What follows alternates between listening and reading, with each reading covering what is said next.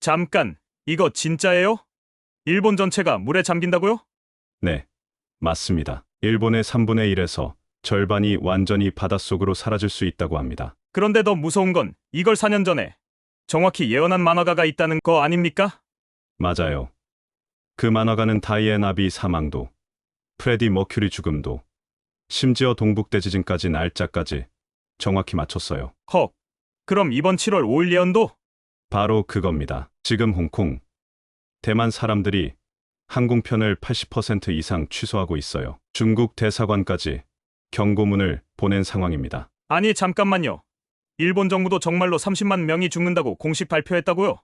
네, 그렇습니다. 일본 정부가 공식 발표한 내용입니다. 45m 쓰나미가 온다는 거예요. 15층 아파트 높이의 물벽이요. 안녕하세요, 여러분. 방금 들으신 내용이 믿어지시나요? 지금 일본이 전국적으로 공포에 떨고 있는 이 상황, 단순한 소문이 아닙니다. 본격적인 이야기 시작 전에 구독과 좋아요 한 번씩 눌러주시면 큰 힘이 됩니다. 영상 공유를 해주시면 가족이나 친구들과 나눌수록 행복은 배가 되어요.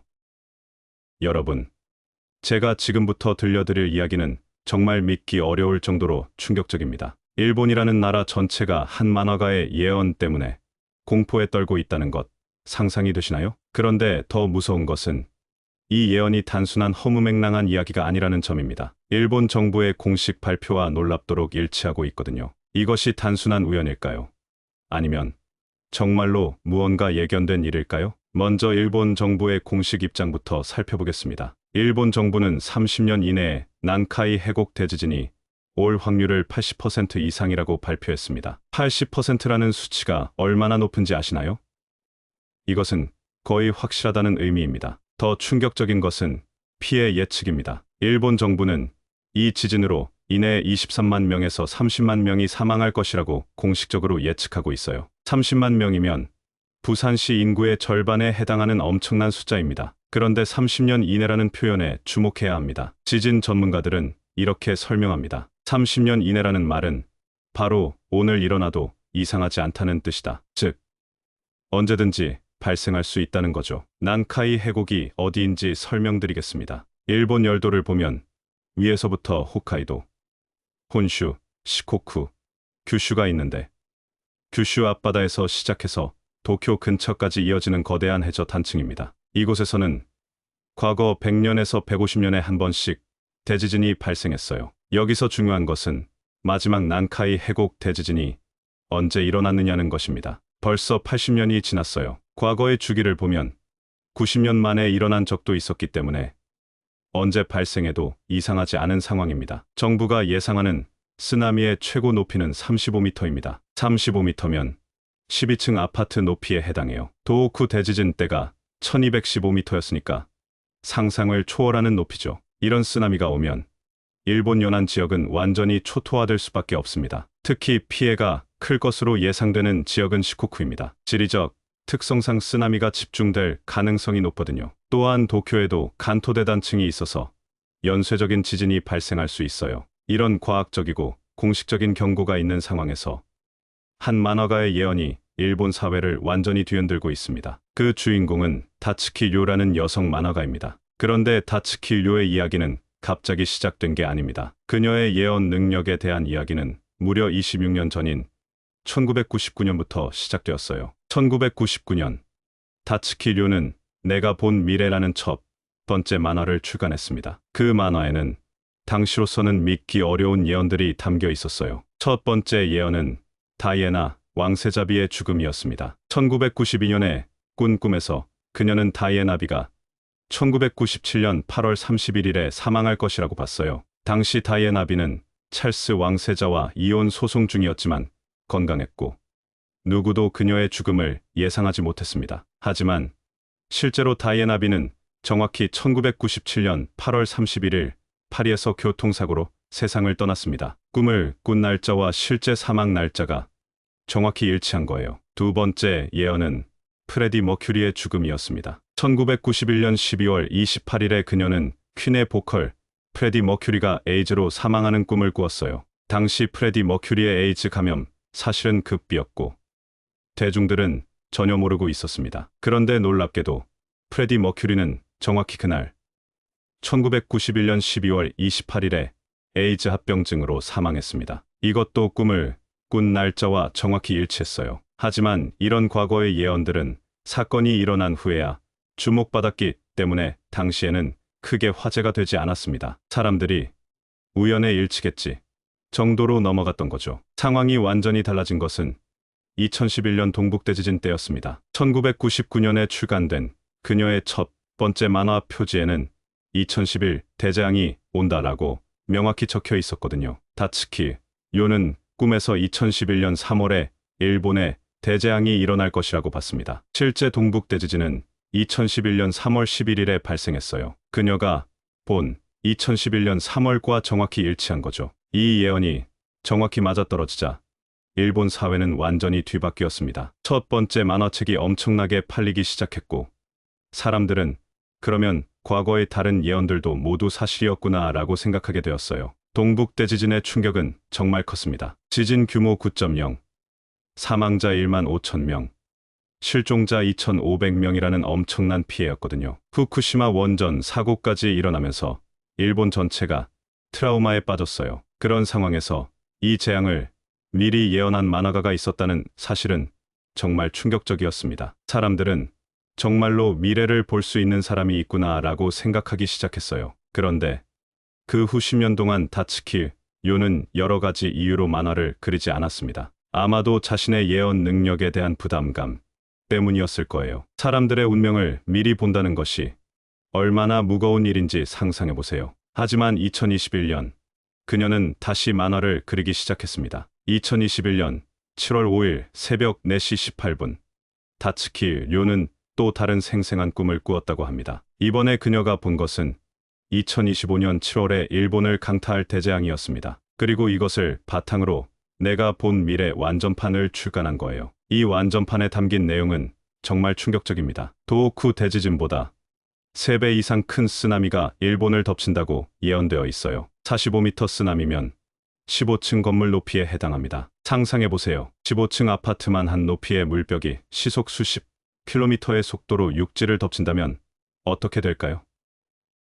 그 앞에서는 모든 것이 무력해질 수밖에 없어요. 더욱 구체적이고 무서운 것은 이 재앙의 원인에 대한 묘사입니다. 만화에는 일본 규슈 남쪽, 대만 동쪽, 그리고 필리핀 북쪽 지점에서 대폭발이 일어나는 장면이 그려져 있습니다. 그 폭발로 인해 필리핀과 대만 일대의 육지가 용암으로 뒤덮이고 그 충격으로 일본에 거대한 쓰나미가 몰려온다는 시나리오입니다. 정말 영화 같은 이야기죠. 그런데 여기서 정말 소름 끼치는 부분이 있습니다. 다츠키 유가 예언한 그 지점과 관련된 실제 역사적 사건이 있거든요. 1965년 12월 이군 항공모함 타이콘데로가오에서 수소폭탄이 바다에 떨어진 사건이 발생했습니다. 이것은 공개된 역사적 사실이에요. 당시 A사의 스카이호크 공격기가 항공모함 갑판에서 미끄러져 바다에 추락했는데 그 비행기에는 수소폭탄 한 개가 실려 있었습니다. 더 충격적인 것은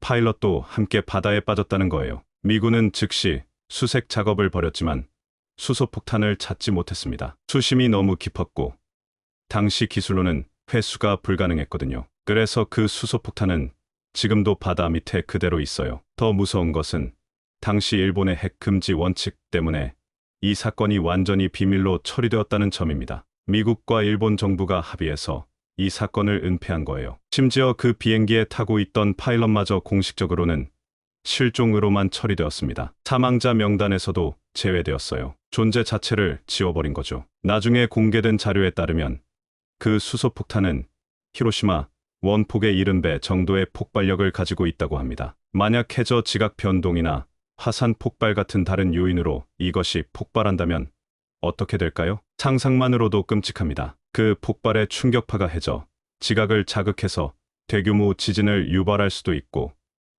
해저 화산을 폭발시킬 수도 있어요. 그리고 그 결과로 거대한 쓰나미가 발생할 수 있습니다. 다츠키 료의 예언과 이런 역사적 사실이 겹치면서 사람들의 불안감은 더욱 커졌습니다. 혹시 정말로 그 수소폭탄이 터지는 걸까? 그래서 일본에 대재앙이 오는 걸까?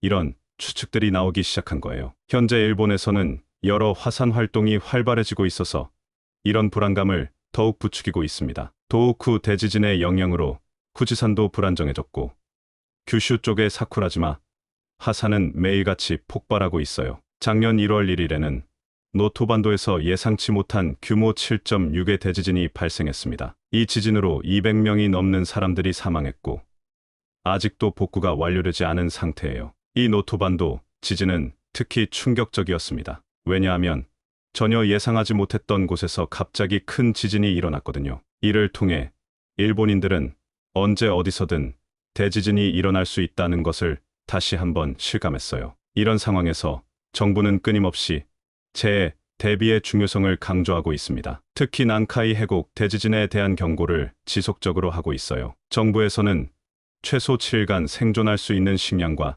재난 구호품들을 준비하라고 호소하고 있습니다. 기존의 3일분이 아니라 일주일분까지 준비해야 한다는 거죠. 이것만 봐도 정부가 얼마나 심각하게 생각하고 있는지 알 수 있어요. 일본의 지방정부들도 관련 사이트를 만들고 TV에서도 지속적으로 홍보하고 있습니다. 각 지자체마다 주민들에게 재해 대비의 중요성을 호소하고 있어요. 이런 정부의 과학적 경고와 다츠키 요의 예언이 맞물리면서 일본 사회 전체가 불안감에 휩싸인 것입니다. 특히 과거 예언들이 정확히 맞아떨어진 기록 때문에 사람들이 이번 예언도 믿게 된 거죠. 실제로 이 만화는 지금 일본에서 모르는 사람이 없을 정도로 유명해졌습니다. 물론 이런 것에 전혀 관심 없는 어른들도 있겠지만 적어도 젊은 세대와 40, 50대까지는 상당한 영향력이 있어요. 일본의 수많은 유튜브에서도 이 내용을 다뤘습니다. 조회수가 수백만을 넘나드는 영상들이 쏟아져 나왔어요. 그만큼 사람들의 관심이 높다는 뜻이죠.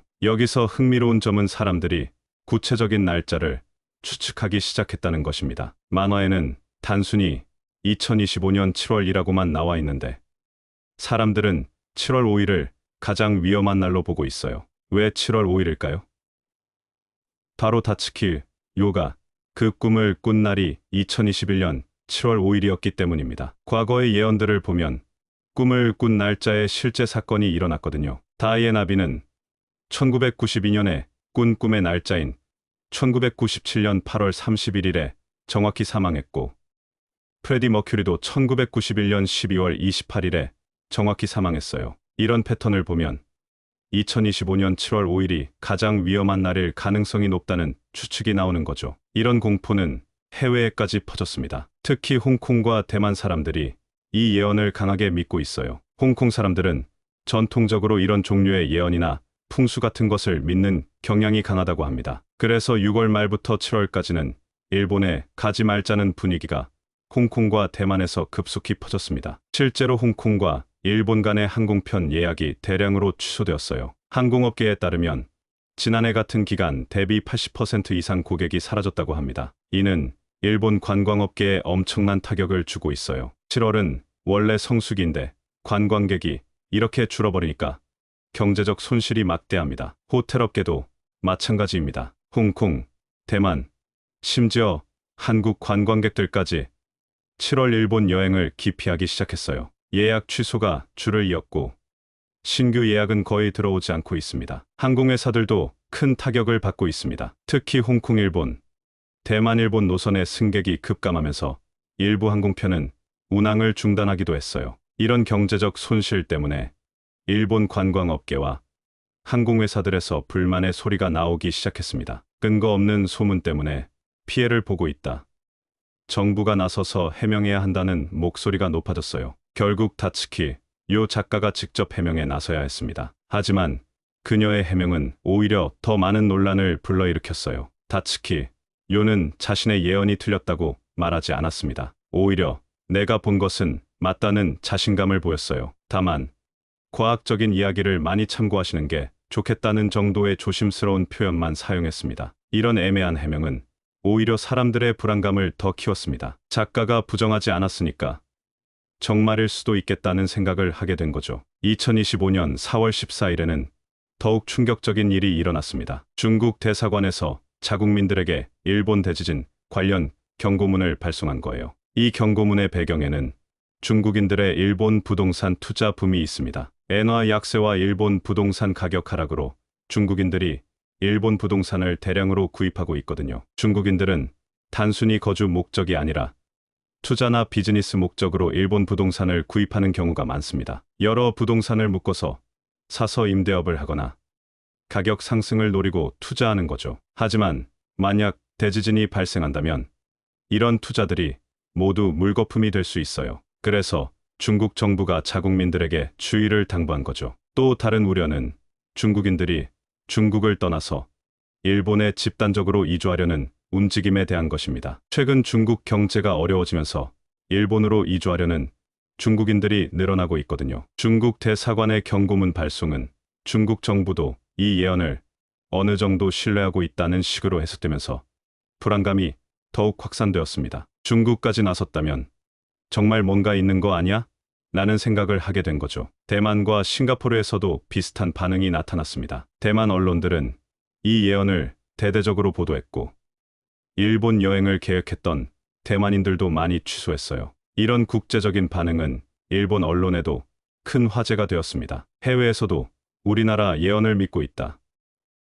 국제적인 이슈가 되었다는 식으로 보도되면서 오히려 예언의 신뢰성이 높아지는 역설적인 상황이 벌어졌어요. 요즘 일본 유튜브에서는 예언을 주제로 한 콘텐츠가 폭발적으로 늘어나고 있습니다. 예언을 많이 맞췄다고 주장하는 사람들이 대거 등장하고 있어요. 이분은 여러 예언을 정확하게 맞춰서 예언 적중률이 95%다라고 주장하는 유튜버들이 많이 나타났습니다. 진짜로 그렇게 맞췄는지는 확인하기 어렵지만 그런 채널들의 구독자가 급증하고 있어요. 이런 유튜버들은 다츠키류의 예언뿐만 아니라 새로운 예언들도 계속 내놓고 있습니다. 예를 들어 2026년 8월 20일경 후지산이 폭발할 것이라는 예언도 나오고 있어요. 후지산 폭발 예언은 특히 일본인들의 불안감을 자극하고 있습니다. 후지산은 일본의 상징이자 영원 같은 존재인데 그것이 폭발한다는 것은 일본의 종말을 의미하는 것처럼 받아들여지고 있거든요. 실제로 후지산은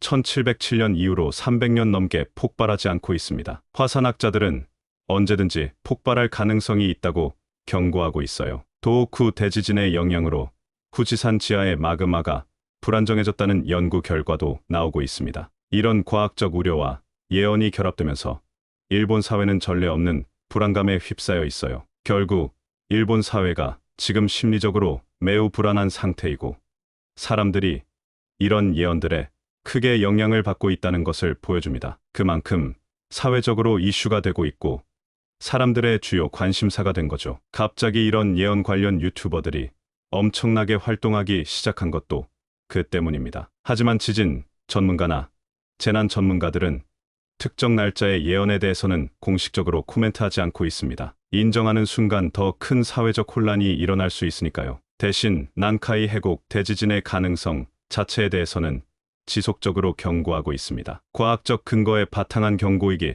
때문에 무시할 수 없는 거죠. 만약 정말로 45m 쓰나미가 발생한다면 일본의 상당 부분이 물에 잠길 수밖에 없습니다. 일부에서는 일본의 3분의 1에서 절반이 침수될 가능성도 제기하고 있어요. 도쿄에도 간토 대단층이 있어서 연쇄적인 지진이 발생할 수 있습니다. 한국의 포항이나 경주 지역의 단층과 비슷한 개념인데 이런 단층들이 동시에 움직인다면 정말 상상하기 어려운 재앙이 될 수 있어요. 지금 이 모든 상황을 종합해보면 과학적 경고와 예언이 겹치면서 일본 사회가 전례 없는 불안감에 휩싸여 있다는 것을 알 수 있습니다. 7월이 지나가면서 어떤 사회적 현상들이 나타날지 정말 지켜봐야 할 것 같아요. 실제로는 아무 일도 일어나지 않을 가능성이 높습니다. 하지만 그래도 이런 집단 심리가 사회에 미치는 영향은 무시할 수 없을 것 같아요. 이미 경제적 손실도 발생하고 있고 사회 전체의 분위기도 무거워졌거든요. 무엇보다 중요한 것은